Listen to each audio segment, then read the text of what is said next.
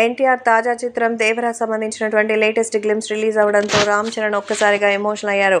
So, Ram Charan అయితే తన తమ్ముడు అయినటువంటి ఎన్టీఆర్‌ని చూసి ఎప్పుడు పొగుడ్తలు చెప్తూనే ఉంటారు. కానీ తాజాగా సో, నిజంగానే కొరటాల శివ దర్శకత్వంలో వచ్చినటువంటి ఆ గ్లిమ్స్ చూస్తే మాటలు రావడం లేదని, ఎన్టీఆర్ ఒక సినిమా కోసం ఎంత ప్రాణం పెట్టి పనిచేస్తారనేది ఆయన సెట్స్‌కెళ్ళి చూస్తే ఎవడైనా చెప్తారు. ఆయన బార్న్ స్టార్ కావచ్చు, కానీ ఆయన క్యారెక్టర్ కోసం పడే తపన నిజంగా చాలా అద్భుతం.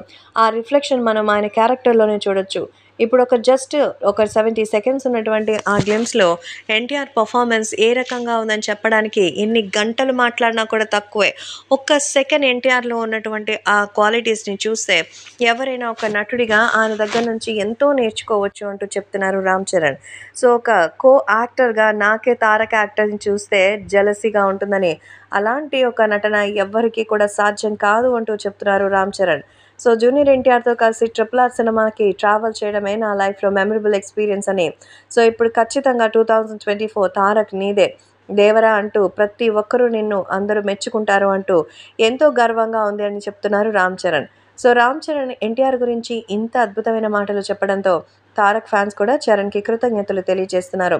నిజంగా సూపర్ అని, తారక్ లాగా ఎవరు ఉండరని అందరూ చెప్తున్నారు.